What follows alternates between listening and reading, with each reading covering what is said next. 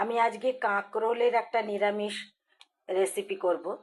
তার জন্য আমি প্রায় 4টের মতো কাঁকরোল কেটে নিয়েছি লম্বা লম্বা করে এরকম করে। আর নিয়েছি জিরে ধনে মেথি ভেজে গুঁড়ো করে, জিরে ধনে মেথি ভেজে গুঁড়ো করে। এখানে আদা কাঁচা লঙ্কা বাটা, ওই লঙ্কাগুলো একটু লাল লাল হয়ে গেছিলো। আর এখানে আছে পোস্ত চার মগজ বাটা।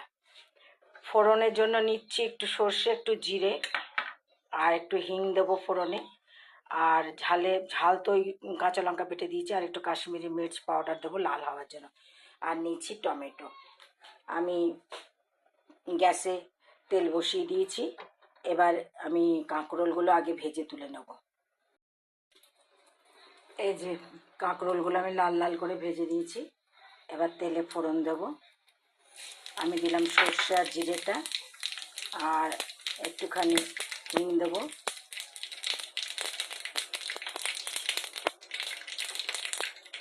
সর্ষে জিরে আর হিং ফোড়ন দিয়ে সব মশলাগুলো দিয়ে দিলাম। অল্প একটুখানি জল দেব। আমি এটার মধ্যে হলুদ দিয়েছি, এখনও নুন দিইনি। আমি মশলাটা একটু ভাজা ভাজা হলে এরপর আমি টমেটোটা ঢেলে দেবো, তারপরে আমি নুন দেবো। আর এখন আমি চার মগজ আর পোস্ত আর একটুখানি আমার কাছে নারকেল বাটা ছিল, একটু নারকেল বাটা দিয়ে এটা পরে দেবো। এটা দিয়ে দিয়েছি। এবার আমি নুন দিয়েছি, নিয়ে এবার একটু ঢাকা দিয়ে আমি এটাকে ভালো করে সাঁতলাবো। আমার মশলা ভাজা হয়ে গেছে, টমেটো ভালো করে গলে গেছে। ঢাকা দিয়ে দিয়ে আমি সবসময় বলি টমেটোর উপর যখন টমেটোটা দেবেন তখনই লবণটা দেবেন। দিয়ে ভালো করে ঢাকা দিয়ে টমেটোটাকে গলিয়ে মশলা তৈরি করে নেবে। এবার আমি এগুলো ঘি করলাটা আমি ঢেলে দিলাম, দিয়ে একটু নেড়ে জল দেবো। তারপরে আমি পোস্ত বাটাটা দেবো, পোস্ত আর চার মগজ বাটাটা দিয়ে পোস্ত বাটাটা আর চার মগজ বাটা আর একটু নারকেল বাটা দিয়ে এটাকে অনেকে এটাকে ঘি করলাও বলে, কাঁকরোল বা ঘি করলাও বলে অনেকে এটাকে। তো এবার এটা একটু মাখা মাখা হলে তারপর নামাবো। এটা ভেজে নিয়েছি, এবং কাঁকরোলগুলো এমনি সেদ্ধ আছে, তো অল্প জল দিলাম। আর এই যে পোস্ত বাটা যে বাটিটা ছিল সেটা ধুয়ে একটু জল দেবো, দিয়ে তারপরে ঢাকা দিয়ে রান্না করব।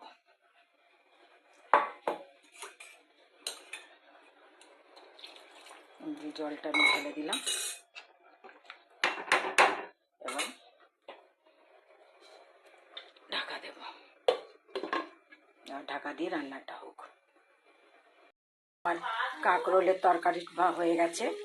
আমি এটার মধ্যে একটুখানি মিষ্টি মিশিয়েছিলাম। আপনারা মিষ্টি আর নুন আর ঝাল আপনাদের স্বাদ মতো দেবেন। এবার এটাকে নামিয়ে নেবো আমি। হয়ে গেছে আমার তরকারি। এই যে কাঁকরোলের তরকারি, কাঁকরোল বা ঘি করলা যাই বলুন তার তরকারি। এটা জিরে ধনে আর মেথি ভেজে গুঁড়ো করে দিয়েছি, আদা কাঁচা লঙ্কা বাটা, আর রয়েছে পোস্ত বাটা চার মগজ বাটা আর একটু নারকেল বাটা, আর ফোড়নে একটু হিং দিয়েছি।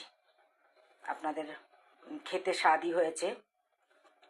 তো আপনাদের ভালো লাগলে বানিয়ে খাবেন। নতুন ধরনের রান্না ঘি কাঁকরোলের। লাইক শেয়ার করবেন, অবশ্যই সাবস্ক্রাইব করবেন আমার রান্নার রেসিপি আগে পেতে হলে। আসি তাহলে, নমস্কার।